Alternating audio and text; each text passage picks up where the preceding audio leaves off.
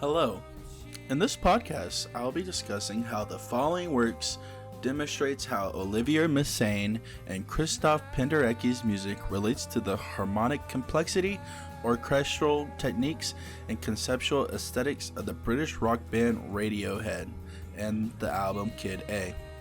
Through the application of musical analysis and interview episodes of guitarist Jonny Greenwood, this podcast demonstrates how Radiohead incorporates these composers' advancements in their music.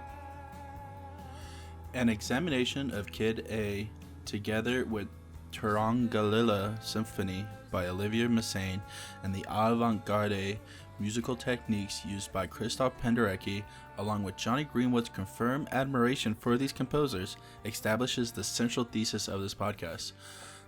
These composers have played an important role in shaping Radiohead's artistic direction, revealing an important connection between modernist classical music and contemporary rock music.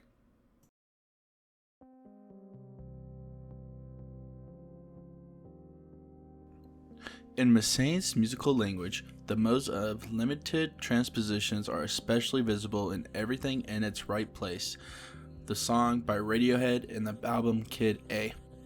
The song cycles F mixolydian chords progression, starting in F major to E flat major, D minor, and finally to B flat major. And this progression remains static for at least half the song, mirroring Messiaen's use of modes of limited transposition in the second mode. This modal stasis, rather than generating tension and release, creates a meditative color field, much like the repeated piano in Ondas, Martineau motifs, and Tarangalila, first and fifth movements.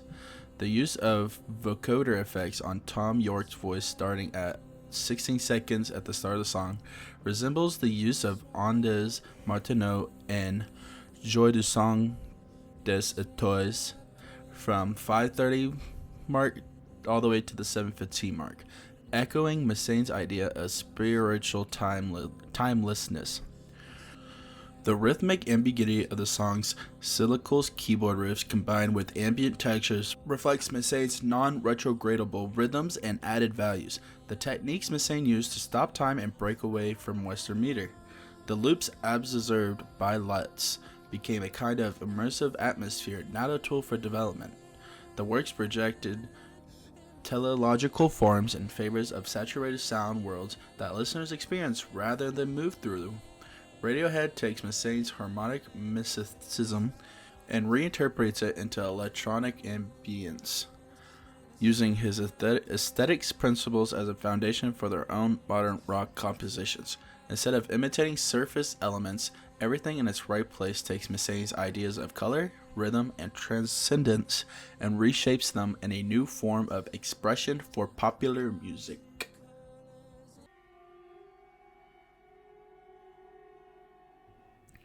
Jonny Greenwood's admiration for Penderecki's tone clusters and string writing is evident in his own compositions. For example, There Will Be Blood soundtrack, and bleeds into Radiohead's atmospheric layering, particularly in tracks like How to Disappear Completely. Jonny Greenwood has cited Christoph Penderecki as his musical hero and has drawn significantly from Penderecki's string writing and textural complexity, both in his solo orchestral works and his Radiohead's sonic landscapes. Penderecki's Threnody to Victims of Hiroshima is especially influential with its tone clusters, microtonal glissades, and extended string techniques that prioritize emotional intensity over melodic content. Greenwood has called Penderecki's sound terrifying and beautiful, and his film scores, especially There Will Be Blood, mirrors this aesthetic with dissonant string swells and unresolved harmonic tension. This influence can be heard at the start of Radiohead's How to Disappear Completely, where Greenwood's string arrangement eschews counterpoint or traditional melodic development. Instead, the strings hang in close, detuned clusters starting quietly at 53 seconds and intensifying their dissonance at 2 minute and 30 second mark in the song. The textures in the song resembles Penderecki's sound mass techniques, in which harmony is replaced by blocks of clusters, pitches that shift and shimmer without clear tonal anchors.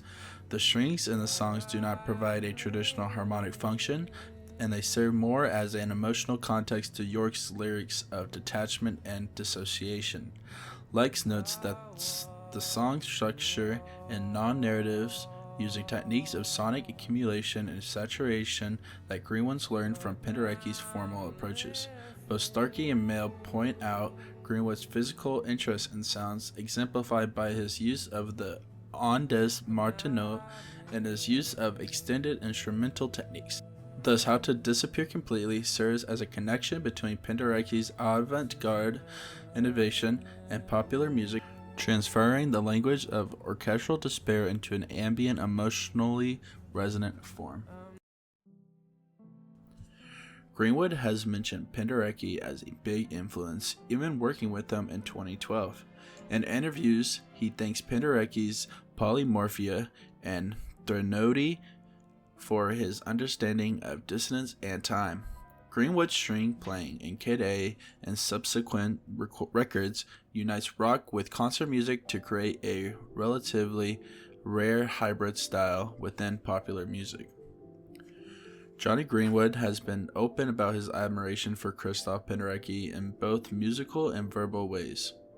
In interviews, Greenwood has often mentioned Polymorphia and Threnody to the victims of Hiroshima as two works that changed his perspective of dissonance, time, and texture.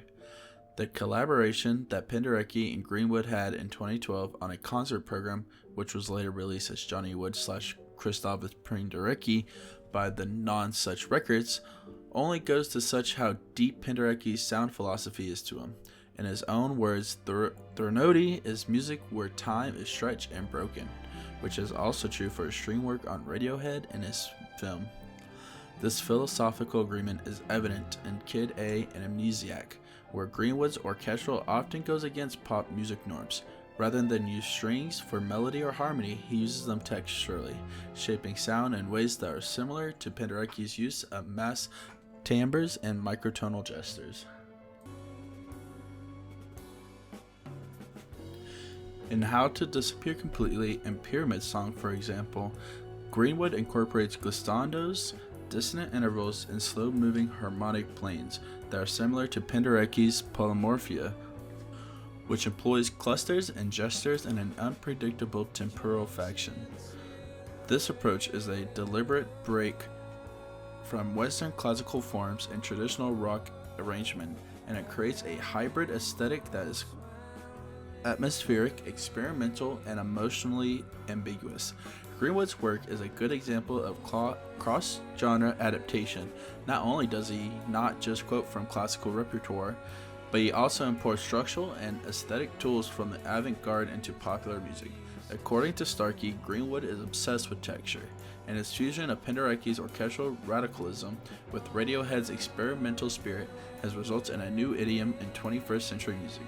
This blending defies the conventional line that separates art music from rock, and it is in line with other postmodern trends that advocate for genre fluidity to create new expressive possibilities. Greenwood is not just an admirer of Penderecki, he is the one who expands Penderecki's language into other cultural contexts. In conclusion, Radiohead's Kid A is a great example of how avant-garde classical music can be combined with popular rock, and this is possible because of Messane's harmonic innovation and Penderecki's orchestral radicalism. These influences are not superficial, they are deep in the band's DNA, indicating a larger trend in the way rock music can engage with academic musical traditions. These findings also confirm that Kid A is not only a turning point for Radiohead, but also a cultural artifact that shows how two musical genres that were once considered incompatible can bleed into each other. Future research could be on how other bands today have also borrowed from 20th century classical composers or on how the audience receives these complex influences in the context of rock music. Another possible direction of study may be the comparative analysis of Jonny Greenwood's film scores and his work in Radiohead to reveal the process of avant-garde techniques in mainstream media. This podcast is in line with research on cross-genre influence such as Alec Ross's The Rest Is Noise, which examines the effect of classical modernism on 20th century culture. It can also be of interest to academic studies on post-rock aesthetics, on Sugar Rose or Godspeed You, Black Emperor, or to research on intertextuality in popular music such as Laurie Burns on genre hybridity. Musicological analysis of David Bowie, Bjork, and Frank Zappa, who also borrowed for avant-garde composer, could also be used as methodological parallels. Thank you for listening to this podcast. I hope you have enjoyed. Thank you.